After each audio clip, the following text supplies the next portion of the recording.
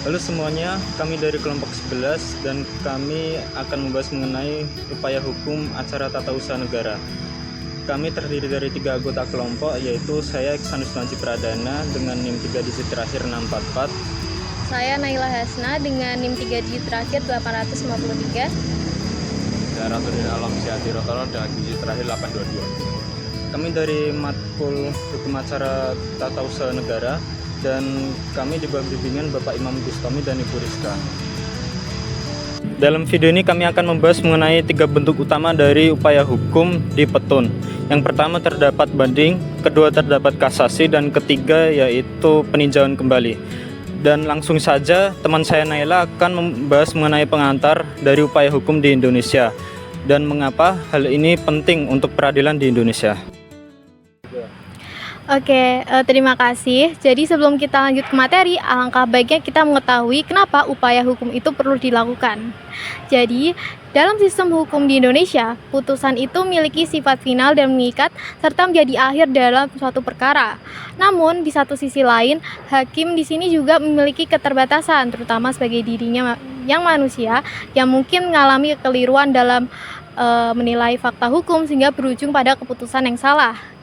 Nah, untuk menghadapi hal seperti ini, di sini dalam undang-undang dia memberikan suatu hak kepada para pihak yang merasa dirugikan maupun pihak yang merasa bahwa putusan ini kurang sesuai kepada pengadilan yang lebih tinggi.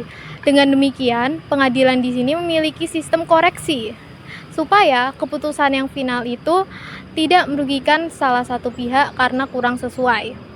Nah, di sini seperti yang kita ketahui bahwa dalam sistem upaya hukum itu ada 2. Yang pertama ada sistem upaya hukum biasa yang terdiri dari banding dan kasasi, serta ada sistem hukum yang luar biasa, yakni peninjauan kembali atau PK. Untuk selanjutnya akan dibahas mengenai sistem upaya hukum banding.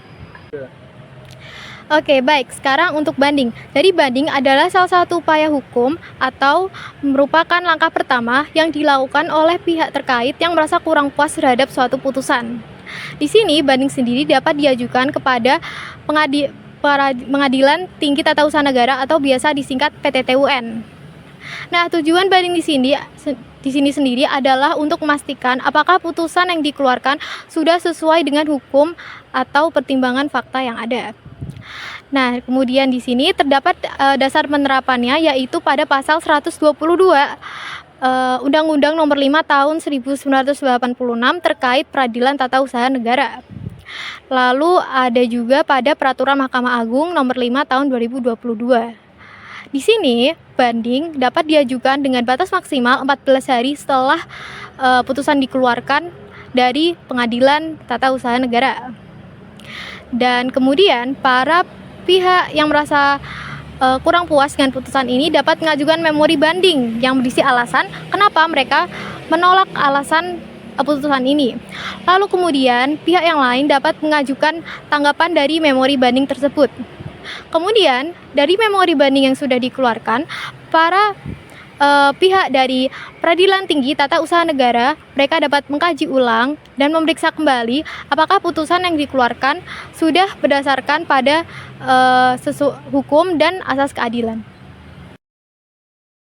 Nah, kalau banding tadi diajukan ke pengadilan tun, kasasi diajukan ke Mahkamah Agung yang merupakan pengadilan tertinggi di Indonesia.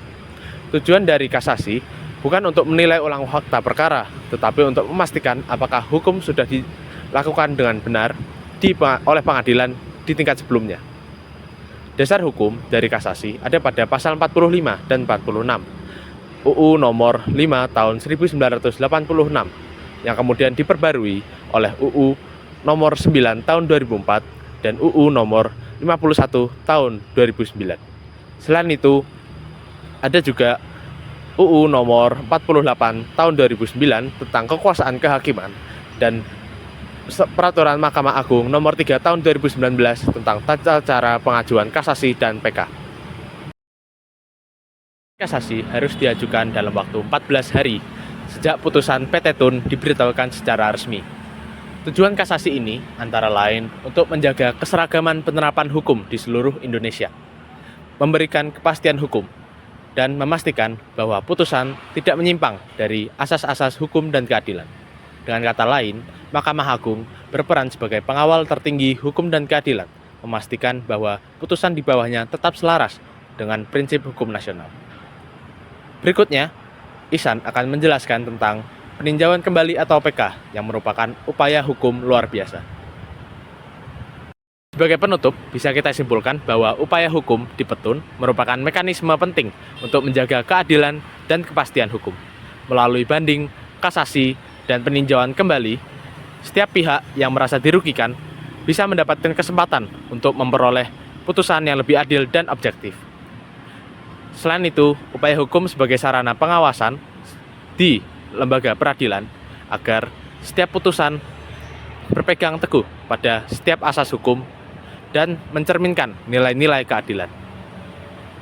Oke, selanjutnya PK atau peninjauan kembali. Peninjauan kembali merupakan upaya hukum yang luar biasa dibandingkan dengan banding dan kasasi yang merupakan upaya hukum biasa. PK bisa diajukan apabila putusan pengadilan tersebut bersifat ingkrah.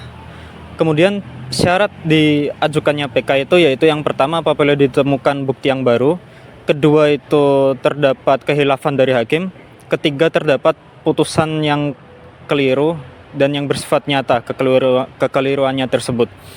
Dasar hukum yang mengatur hal tersebut ialah Undang-Undang Nomor 5 Tahun 1981, kemudian diperbarui dengan Undang-Undang Nomor 9 Tahun 2004 dan Undang-Undang Nomor 51 Tahun 2009. Dan di situ ditegaskan bahwa MA berwenang untuk memeriksa kembali putusan yang sudah fix atau yang sudah bersifat final demi menegakkan keadilan. Untuk pengajuan PK yang dapat mengajukan ialah tergugat, penggugat, dan jaksa agung. Dan dari situ batas waktu pengajuan ialah 180 hari sejak ditemukan alasan PK.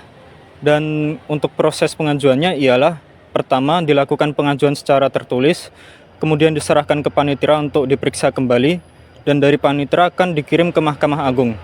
Dari Mahkamah Agung, Hakim Agung akan memeriksa secara langsung PK tersebut. Dan apabila dikabulkan, putusan yang lama akan diubah dengan putusan yang baru. Dari kelompok kami, saya Iksan Wisnuaji Pradana. Saya Naila Hasna. Saya Ratu Dinalam Syahdiratono. Mengucapkan terima kasih atas perhatiannya. Semoga bermanfaat.